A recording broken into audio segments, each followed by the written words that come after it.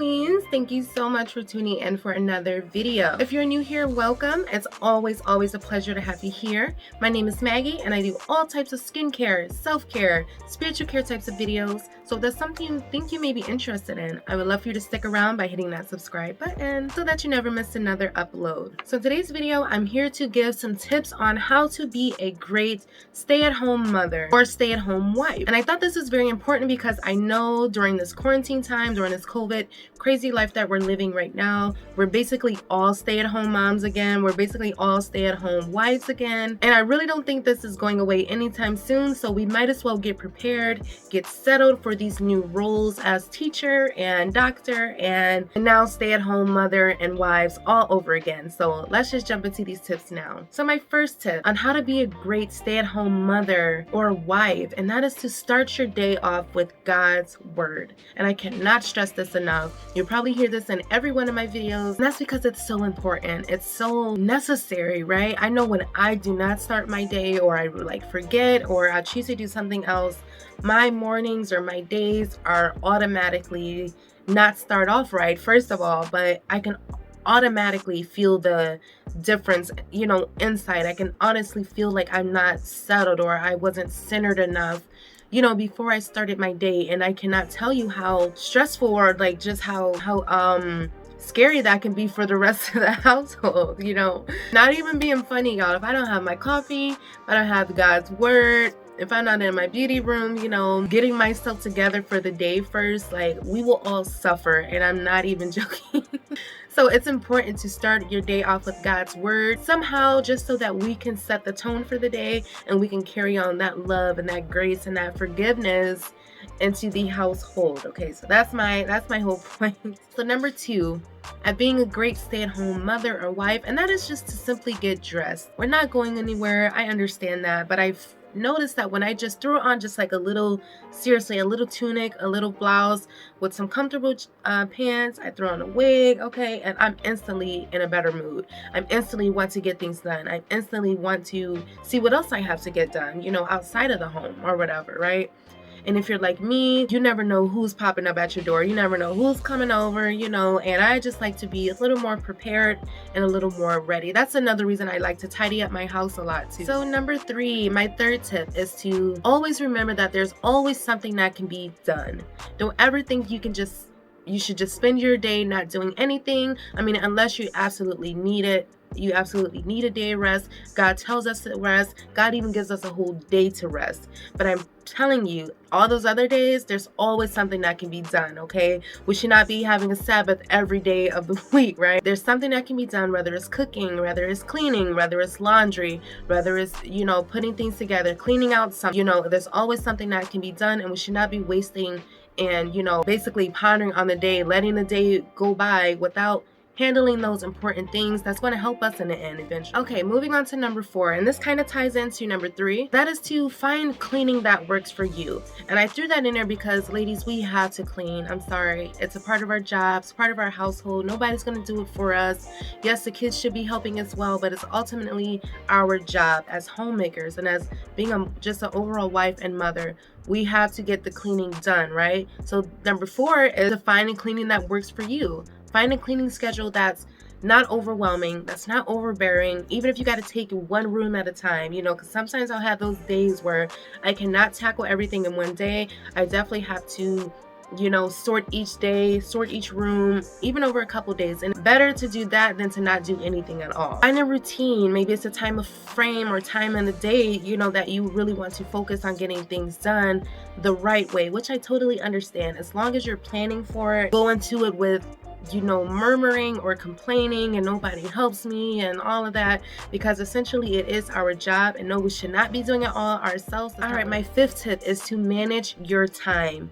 Everybody has 24 hours in a day, and the most successful people block out and really use those time frames to their advantage. And I know I myself can procrastinate and let the day kind of slip by sometimes, not all the time, but definitely I have those days where I just want to relax. I don't feel like editing. I don't feel like cooking, on DoorDash. I don't feel like, doing anything right now, and which is okay, all right? It really is okay. But if that is our routine, if that is what we're doing on a daily basis, if that is our habits that we have right now, then we definitely need to start managing our time better.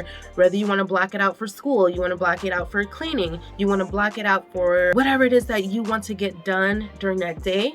Maybe you're in school. Maybe you have a full-time job. Maybe you have to block in those moments, right, to get the rest out of your day. So the better that we manage our time and really utilize it. And guys, please start writing it down. I'm telling you, write down your list. Write down what it is you want to get done. And I'm telling you, as soon as I write it down, I'm almost getting started right away. I'm pretty much getting my list going already. And I'm already checking off those little things that I want to get done, right? So start writing them down. Don't try to keep it in your mind where you're going to forget about it. You're not going to come back to it later. Write it down and really start to manage your time more wisely. All right, number 6, and this also is probably part of a lot of my videos, and that is to turn off your electronics somehow. Turn off your phones, turn off your laptops, okay? Step back into reality for a second, okay? Because I know I have a lot of Facebook friends that we will kiki and haha and laugh and post all day, but then I have those times at home where I literally have a whole family, literally have kids staring at me like, what are we doing today? What are we doing today? And I noticed that once I put my phone on,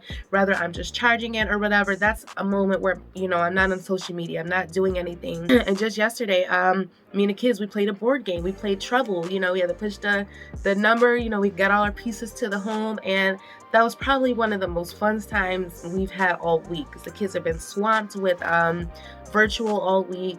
I've been swamped with filming all week. So just having that moment, just us, that was at work, but it was just all of us. We're at the table, we had our Happy Meals and everything, and we sat there and we played a whole board game together, and it was some of the most funnest times. I really think the kids enjoyed it. They learned how to play a new game.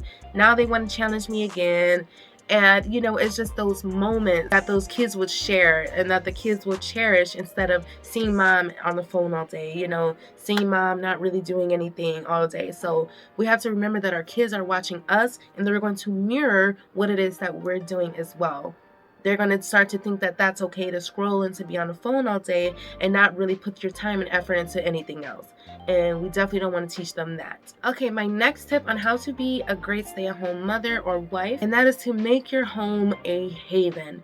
Make your entire home a safe place, a, sacred space. Make your home cozy, if that makes sense, okay? Make it some place where you come home from work, or you come home from the store, or from a long day anywhere, you are happy, you are honored, you are blessed to walk into that space. And if you do walk into your space and you're drained and you're even more annoyed, or you're even more, just not at ease when you walk into your house, it's definitely time to reevaluate. It's definitely time to reorganize, revamp, declutter, whatever it is that you have to do to make yourself feel more homey and want to be at home. Then by all means, do it. Again, I had to do tons of work when I first moved into my home. I didn't like the color scheme. I didn't like the backsplash, or whatever it was, because it just was not homey. It was not havenish to me, right? So once I changed the colors and I started adding elements and trinkets and